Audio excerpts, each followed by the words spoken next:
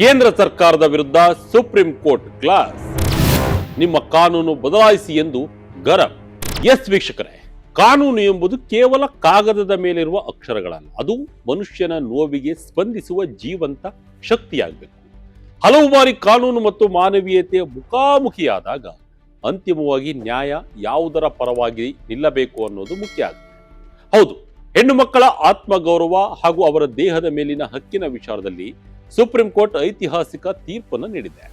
ಅತ್ಯಾಚಾರಕ್ಕೊಳಗಾದ 15 ವರ್ಷದ ಬಾಲಕಿಯ 31 ವಾರಗಳ ಗರ್ಭವನ್ನ ತೆಗೆಯಬೇಕೋ ಬೇಡವೋ ಎನ್ನುವ ವಿಚಾರದಲ್ಲಿ ಸುಪ್ರೀಂ ಕೋರ್ಟ್ ಐತಿಹಾಸಿಕ ತೀರ್ಪನ್ನು ಕೊಟ್ಟಿದೆ. ಜೊತೆಗೆ ಕೇಂದ್ರ ಸರ್ಕಾರದ ವಿರುದ್ಧ ಫುಲ್ ಗರಂ ಆಗಿದೆ. ಹಾಗಾದ್ರೆ ಸುಪ್ರೀಂ ಕೋರ್ಟ್ ಕೊಟ್ಟ ಆ ಐತಿಹಾಸಿಕ ತೀರ್ಪೇನು? ಕೇಂದ್ರ ಸರ್ಕಾರದ ವಿರುದ್ಧ ಗರಂ ಆಗಿದ್ಯಾಕೆ? ಡೀಟೇಲ್ ಆಗಿ ನೋಡೋಣ. 15 ವರ್ಷದ ಬಾಲಕಿ, 31 ವಾರಗಳ ಗರ್ಭ, ಸಂತ್ರಸ್ತೆಯ ಪರ ಸುಪ್ರೀಂ ಕೋರ್ಟ್ ಬ್ಯಾಟಿಂಗ್. ಎಸ್ ವೀಕ್ಷಕರೇ, ಭಾರತದ ನ್ಯಾಯಾಂಗ ಇತಿಹಾಸದಲ್ಲಿ ಇದೊಂದು ಅತ್ಯಂತ ಮಹತ್ವದ ಘಟನೆ. ಅತ್ಯಾಚಾರಕ್ಕೆ ಒಳಗಾದ 15 ವರ್ಷದ ಬಾಲಕಿಯೊಬ್ಬಳು 31 ವಾರಗಳ ಗರ್ಭಿಣಿಯಾಗಿದ್ದಾಳೆ. ಸಾಮಾನ್ಯವಾಗಿ ಭಾರತದ ಕಾನೂನಿನ ಪ್ರಕಾರ 24 ವಾರಗಳ ನಂತರ ಗರ್ಭಪಾತ ಮಾಡುವುದು ಕಾನೂನು ಬಾಹಿರ. ಆದರೆ ಈ ಪ್ರಕರಣದಲ್ಲಿ ಬಾಲಕಿಯ ವಯಸ್ಸು ಮತ್ತು ಆಕೆ ಅನುಭವಿಸುತ್ತಿರುವ ಮಾನಸಿಕ ಯಾತನೆಯನ್ನ ಗಮನಿಸಿ ಸುಪ್ರೀಂ ಕೋರ್ಟ್ ಈ ಹಿಂದೆ ಗರ್ಭಪಾತಕ್ಕೆ ಅನುಮತಿಯನ್ನ ನೀಡಿತು. ಅಂದ್ರೆ ಕೇವಲ 15 ವರ್ಷದ ಮಗು ಅತ್ಯಾಚಾರ ಎಂಬ ಘೋರ ಕೃತ್ಯಕ್ಕೆ ಬಲಿಯಾಗಿ 31 ವಾರಗಳ ಗರ್ಭಿಣಿಯಾಗಿದ್ದಾಳೆ. ಆಕೆಯ ದೇಹದೊಳಗೆ ಬೆಳವಣಿಗೆಯಾಗುತ್ತಿರುವ ಆ ಭ್ರೂಣ ಆಕೆಗೆ ಪ್ರತಿ ಕ್ಷಣವೂ ನರಕವನ್ನ ನೆನಪು ಮಾಡಿಕೊಡ್ತಾ ಇದೆ. ಇಂತಹ ಪರಿಸ್ಥಿತಿಯಲ್ಲಿ ಆ ಗರ್ಭವನ್ನ ತೆಗೆಯಬೇಕು ಎಂದು ಸುಪ್ರೀಂ ಕೋರ್ಟ್ ಆದೇಶವನ್ನು ನೀಡಿತ್ತು. ಆದರೆ ಅಚ್ಚರಿಯ ಬೆಳವಣಿಗೆ ಎಂದರೆ ಕೇಂದ್ರ ಸರ್ಕಾರ ಈ ಆದೇಶದ ವಿರುದ್ಧ ಕ್ಯೂರೇಟಿವ್ ಪಿಟಿಷನ್ ಸಲ್ಲಿಸಿತ್ತು. ಅಂದರೆ ಸುಪ್ರೀಂ ಕೋರ್ಟ್ ನೀಡಿದ ತೀರ್ಪನ್ನ ಮರುಪರಿಶೀಲಿಸಬೇಕು ಮತ್ತು ಗರ್ಭಪಾತವನ್ನ ತಡೆಯಬೇಕು ಎಂಬುದು ಸರ್ಕಾರದ ವಾದವಾಗಿದೆ. ಈ ಅರ್ಜಿಯನ್ನ ಕೈಗೆತ್ತಿಕೊಂಡ ಮುಖ್ಯ ನ್ಯಾಯಮೂರ್ತಿ ಸೂರ್ಯಕಾಂತ್ ಅವರಿದ್ದ ಪೀಠ ಕೇಂದ್ರ ಸರ್ಕಾರದ ನಡೆಯನ್ನ ಕಂಡು ತೀವ್ರ ಅಸಮಾಧಾನವನ್ನ ವ್ಯಕ್ತಪಡಿಸಿದೆ. ನಾಗರಿಕರಿಗೆ ಗೌರವ ಕೊಡಿ, ಕೇಂದ್ರದ ವಕೀಲರಿಗೆ ಸಿಜೆಐ ತರಾಟೆ. ವೀಕ್ಷಕರೇ, ಸುಪ್ರೀಂ ಕೋರ್ಟ್ನಲ್ಲಿ ನಡೆದ ಘಟನೆಗಳು ನಿಜಕ್ಕೂ ರೋಚಕವಾಗಿದ್ದವು. ಕೇಂದ್ರ ಸರ್ಕಾರದ ಪರವಾಗಿ ಹಾಜರಿದ್ದ ಅಡಿಷನಲ್ ಸಾಲಿಸಿಟರ್ ಜನರಲ್ ಐಶ್ವರ್ಯ ಭಾಟಿರವರು ಈ ಹಂತದಲ್ಲಿ ಗರ್ಭಪಾತ ಅಸಾಧ್ಯ, ಮಗು ದೋಷಗಳೊಂದಿಗೆ ಹುಟ್ಟಬಹುದು, ಬಾಲಕಿಯ ಆರೋಗ್ಯಕ್ಕೂ ತೊಂದರೆ ಆಗಬಹುದು, ಮಗುವನ್ನ ಹೆತ್ತು ದತ್ತು ನೀಡಲಿ ಎಂದು ವಾದಿಸಿದರು. ಈ ಮಾತಿನಿಂದ ಕೆರಳಿದ ಮುಖ್ಯ ನ್ಯಾಯಮೂರ್ತಿ ಸೂರ್ಯಕಾಂತ್ ರವರು, ನಾಗರಿಕರಿಗೆ ಗೌರವ ಕೊಡಿ ಮೇಡಮ್, ಈ ಗರ್ಭಪಾತದ ಆದೇಶವನ್ನು ಪ್ರಶ್ನಿಸಲು ನಿಮಗೆ ಯಾವುದೇ ಹಕ್ಕಿಲ್ಲ, ಇದನ್ನ ಪ್ರಶ್ನಿಸುವ ಹಕ್ಕು ಇರುವುದು ಸಂತ್ರಸ್ತೆ ಅಥವಾ ಆಕೆಯ ಕುಟುಂಬಕ್ಕೆ ಮಾತ್ರ ಎಂದು ಖಡಕ್ ಆಗಿ ಹೇಳಿದರು. ಕಾನೂನು ಎಂಬುದು ಕಾಲಕ್ಕೆ ತಕ್ಕಂತೆ ಇರಲಿ, ರೇಪ್ ಪ್ರಕರಣದಲ್ಲಿ ಸಮಯದ ಮಿತಿ ಬೇಡ. ಈ ಪ್ರಕರಣದಲ್ಲಿ ಸುಪ್ರೀಂ ಕೋರ್ಟ್ ಒಂದು ದೊಡ್ಡ ಬದಲಾವಣೆಗೆ ನಾಂದಿ ಹಾಡಿದೆ. ಪ್ರಸ್ತುತ ಇರುವ ಮೆಡಿಕಲ್ ಟರ್ಮಿನೇಷನ್ ಆಫ್ ಪ್ರೆಗ್ನೆನ್ಸಿ ಕಾಯ್ದೆಯು ಕೆಲವು ನಿರ್ದಿಷ್ಟ ವಾರಗಳ ನಂತರ ಗರ್ಭಪಾತಕ್ಕೆ ಅವಕಾಶವನ್ನು ನೀಡುವುದಿಲ್ಲ. ಆದರೆ ಸುಪ್ರೀಂ ಕೋರ್ಟ್ ಹೇಳಿದ್ದೇನು ಗೊತ್ತಾ? ಕಾನೂನು ಎಂಬುದು ಕಾಲಕ್ಕೆ ತಕ್ಕಂತೆ ಬದಲಾಗಬೇಕು. ಅತ್ಯಾಚಾರದಂತಹ ಘೋರ ಪ್ರಕರಣಗಳಲ್ಲಿ ಗರ್ಭಪಾತಕ್ಕೆ ಇಂತಿಷ್ಟೇ ಸಮಯದ ಮಿತಿ ಇರಬೇಕು ಎಂಬ ನಿಯಮ ಇರಬಾರದು. ಅತ್ಯಾಚಾರದ ನೋವು ಮತ್ತು ಅದರ ಪರಿಣಾಮವಾಗಿ ಉಂಟಾಗುವ ಗರ್ಭಧಾರಣೆಯು ಸಂತ್ರಸ್ತೆಯ ಮೇಲೆ ಅಜೀವ ಪರ್ಯಂತ ಗಾಯವನ್ನ ಉಳಿಸುತ್ತದೆ. ಇಂತಹ ಸಂದರ್ಭದಲ್ಲಿ ಕಾನೂನು ಕ್ರೂರವಾಗಿರಬಾರದು, ಬದಲಾಗಿ ಅದು ಸಂತ್ರಸ್ತೆಯ ಗೌರವ ಮತ್ತು ಬದುಕುವ ಹಕ್ಕನ್ನ ಕಾಪಾಡಬೇಕು ಎಂದು ಸುಪ್ರೀಂ ಕೋರ್ಟ್ ಕೇಂದ್ರ ಸರ್ಕಾರಕ್ಕೆ ಕಿವಿ ಮಾತನ್ನ ಹೇಳಿದೆ. ಎಐಐಎಂಎಸ್ ವೈದ್ಯರ ವರದಿ ಇಟ್ಕೊಂಡು ಸರ್ಕಾರ ವಾದ. ಕೇಂದ್ರದ ವಾದಕ್ಕೆ ಬುದ್ಧಿ ಹೇಳಿದ ಸಿಜೆಐ. ಸರ್ಕಾರದ ಪರ ವಾದ ಮಂಡಿಸಿದ ಐಶ್ವರ್ಯ ಭಾಟಿ ರವರು ಎಐಐಎಂಎಸ್ ವೈದ್ಯರ ವರದಿಯನ್ನ ಉಲ್ಲೇಖಿಸಿ, ಗರ್ಭಪಾತ ಮಾಡಿದರೆ ಬಾಲಕಿಯ ಆರೋಗ್ಯಕ್ಕೆ ಅಪಾಯವಿದೆ, ಮಗು ಹುಟ್ಟಿದ ನಂತರ ಅದನ್ನ ದತ್ತು ಕೇಂದ್ರಕ್ಕೆ ನೀಡಬಹುದು, ಕೇವಲ 4 ವಾರ ಕಾಯಿರಿ ಎಂದು ವಿನಂತಿಸಿದ್ದರು. ಇದಕ್ಕೆ ನ್ಯಾಯಮೂರ್ತಿ ಜಾಯ್ ಮೌಲ್ಯ ಬಾಕ್ಷಿರವರು ನೀಡಿದ ಉತ್ತರ ಅತ್ಯಂತ ಮೌಲ್ಯಯುತವಾಗಿತ್ತು.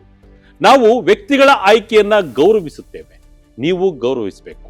ಆ ಮಗುವಿನ ಮಾನಸಿಕ ಆರೋಗ್ಯ ಹದಗೆಡ್ತಾ ಇದೆ ಎಂಬುದು ಪೋಷಕರಿಗೆ ಗೊತ್ತಿರ್ತದೆ. ಆ ತೀರ್ಮಾನವನ್ನ ಅವರಿಗೆ ಬಿಡಿ, ನೀವು ಅವರ ಪರವಾಗಿ ನಿರ್ಧಾರ ತೆಗೆದುಕೊಳ್ಬೇಡಿ. ರಾಜ್ಯ ಮತ್ತು ಪ್ರಜೆಗಳ ನಡುವೆ ಈ ವಿಷಯದಲ್ಲಿ ಸಂಘರ್ಷ ಬೇಡ ಎಂದು ಹೇಳಿದರು. ಒಂದು 15 ವರ್ಷದ ಮಗುವನ್ನ ಬಲವಂತವಾಗಿ ತಾಯಿಯನ್ನಾಗಿ ಮಾಡುವುದು ಆಕೆಯ ಮೂಲಭೂತ ಹಕ್ಕಿನ ಉಲ್ಲಂಘನೆ ಎಂದು ಕೋರ್ಟ್ ಸ್ಪಷ್ಟವಾಗಿ ಹೇಳಿದೆ. 2 ಬಾರಿ ಆತ್ಮಹತ್ಯೆಗೆ ಯತ್ನಿಸಿದ್ದ ಬಾಲಕಿ. ಈ ಪ್ರಕರಣದ ಹಿಂದಿರುವ ನೋವಿನ ಕತೆ ಎಂಥವರ ಕಣ್ಣಲ್ಲೂ ನೀರು ತರಿಸುತ್ತೆ. ಅತ್ಯಾಚಾರಕ್ಕೆ ಒಳಗಾದ ಈ ಬಾಲಕಿ ಈಗಾಗಲೇ 2 ಬಾರಿ ಆತ್ಮಹತ್ಯೆಗೆ ಯತ್ನಿಸಿದ್ದಾಳೆ. ತನ್ನ ಹೊಟ್ಟೆಯೊಳಗೆ ಬೆಳೆಯುತ್ತಿರುವ ಭ್ರೂಣ ಆಕೆಗೆ ಪ್ರತಿದಿನವೂ ನೋವು ನೀಡ್ತಾ ಇದೆ. ನ್ಯಾಯಮೂರ್ತಿ BV ನಾಗರತ್ನ ಮತ್ತು ನ್ಯಾಯಮೂರ್ತಿ ಉಜ್ವಲ್ ಬುಯಾನ್ ರವರು ಈ ಹಿಂದೆ ನೀಡಿದ ತೀರ್ಪಿನಲ್ಲಿ ಒಬ್ಬ ಮಹಿಳೆಯ ಅಥವಾ ಹೆಣ್ಣು ಮಗುವಿನ ಸಂತಾನೋತ್ಪತ್ತಿಯ ಸ್ವಾಯತ್ತತೆ ಅತ್ಯಂತ ಮುಖ್ಯವಾದದ್ದು, ಆಕೆಯನ್ನು ಬಲವಂತವಾಗಿ ಹೆರಿಗೆಗೆ ಒಳಪಡಿಸುವುದು ಆಕೆಯ ಘನತೆಯಿಂದ ಬದುಕುವ ಹಕ್ಕನ್ನ ಕಿತ್ತುಕೊಂಡಂತೆ ಎಂದು ಹೇಳಿದ್ದರು. ನ್ಯಾಯಕ್ಕಾಗಿ ಕಾನೂನು ಎಷ್ಟೇ ಕಠಿಣವಾಗಿದ್ದರೂ ಸಹ ಮನುಷ್ಯತ್ವಕ್ಕಾಗಿ ಅದು ನಮ್ರವಾಗಬೇಕು ಎಂದು ಸುಪ್ರೀಂ ಕೋರ್ಟ್ ಈ ಬಾರಿ ಕೇಂದ್ರ ಸರ್ಕಾರಕ್ಕೆ ಪಾಠ ಮಾಡಿದೆ. ಶಿಕ್ಷಣ ಕನಸುಗಳ ನಡುವೆ ಅತ್ಯಾಚಾರದ ಕಲೆ. ಬಾಲಕಿಯ ಭವಿಷ್ಯಕ್ಕಾಗಿ ಸುಪ್ರೀಂ ಕೋರ್ಟ್ ಹೇಳಿದ್ದೇನು?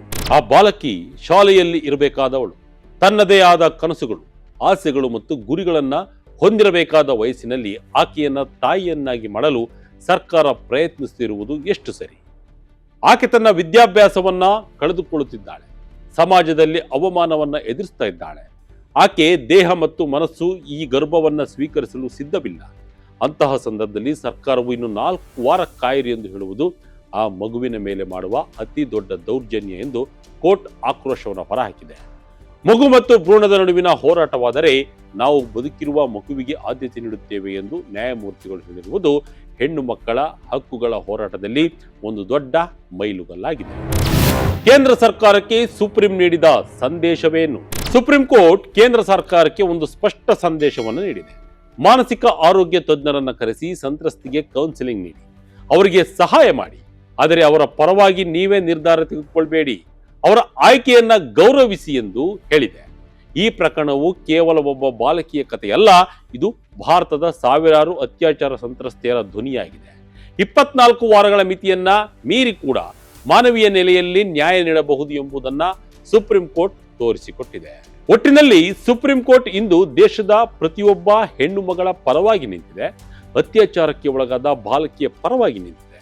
ಕೇಂದ್ರ ಸರ್ಕಾರವು ಈಗಲಾದರೂ ತನ್ನ ಹಳೆಯ ಕಾನೂನುಗಳನ್ನು ಬದಲಿಸಿ ಇಂತಹ ವಿಶೇಷ ಪ್ರಕರಣಗಳಲ್ಲಿ ಸಂತ್ರಸ್ತೆಯರಿಗೆ ತಕ್ಷಣದ ನ್ಯಾಯ ಸಿಗುವಂತೆ ಮಾಡಬೇಕಿದೆ. ಸಂತ್ರಸ್ತ ಹೆಣ್ಣು ಮಗುವಿನ ನೋವಿಗೆ ಸ್ಪಂದಿಸದ ಕಾನೂನು ವ್ಯರ್ಥವೆಂಬುದನ್ನು ನ್ಯಾಯಾಂಗವು ಇಂದು ಸಾಬೀತುಪಡಿಸಿದೆ. ಕಾನೂನು ಮನುಷ್ಯನಿಗಾಗಿ ಇರಬೇಕೇ ಹೊರತು ಮನುಷ್ಯ ಕಾನೂನಿಗಾಗಿ ಅಲ್ಲ ಎಂಬ ಮಹತ್ತರ ಸಂದೇಶವನ್ನ ಕೇಂದ್ರ ಸರ್ಕಾರಕ್ಕೆ ನೀಡಿದೆ. ಅತ್ಯಾಚಾರದಂತಹ ಘೋರ ಕೃತ್ಯಕ್ಕೆ ಬಲಿಯಾದ ಮಗುವಿನ ಮೇಲೆ ಬಲವಂತದ ತಾಯ್ತನ ಹೇರುವುದು ಆಕೆಯ ಘನತೆಯ ಬದುಕಿನ ಹಕ್ಕನ್ನ ಹತ್ತಿಕ್ಕಿದಂತೆ. ಮಹಿಳೆಯರ ದೇಹ ಮತ್ತು ಮನಸ್ಸಿನ ಮೇಲಿನ ಅವರ ಸ್ವಾಯತ್ತತೆಯನ್ನ ಎತ್ತಿ ಹಿಡಿಯುವ ಮೂಲಕ ಸುಪ್ರೀಂ ಕೋರ್ಟ್ ಇಂದು ನೊಂದ ಹೆಣ್ಣು ಮಕ್ಕಳಿಗೆ ಭರವಸೆಯ ಬೆಳಕಾಗಿದೆ. ಕೇಂದ್ರ ಸರ್ಕಾರವು ಈಗಲಾದರೂ ತನ್ನ ಹಳೆಯ ಕಾನೂನುಗಳನ್ನು ಬದಲಿಸಿ ಇಂತಹ ವಿಶೇಷ ಪ್ರಕರಣಗಳಲ್ಲಿ ಸಂತ್ರಸ್ತೆಯರಿಗೆ ತಕ್ಷಣದ ನ್ಯಾಯ ಸಿಗುವಂತೆ ಮಾಡುತ್ತಾ ಅಥವಾ ಭವಿಷ್ಯದಲ್ಲೂ ಇಂತಹ ಸಂಘರ್ಷಗಳು ಮುಂದುವರಿಯುತ್ತಾ ಕಾದ್ ನೋಡೋಣ. ವೀಕ್ಷಕರೇ, ಸುಪ್ರೀಂ ಕೋರ್ಟ್ ನೀಡಿರುವ ಈ ಐತಿಹಾಸಿಕ ತೀರ್ಪಿನ ಬಗ್ಗೆ ನಿಮ್ಮ ಅಭಿಪ್ರಾಯವೇನು? ಕಮೆಂಟ್ ಮೂಲಕ ತಿಳಿಸಿ. ಇದಾಗಿತ್ತು ಈ ಕ್ಷಣದ ಇಂಟ್ರೆಸ್ಟಿಂಗ್ ಸ್ಟೋರಿ. ಇದೇ ರೀತಿಯ ಸ್ಟೋರಿಗಾಗಿ Vijaya Karnataka website, YouTube page, Facebook page follow ಮಾಡ್ತಾ ಇರಿ. ಧನ್ಯವಾದಗಳು.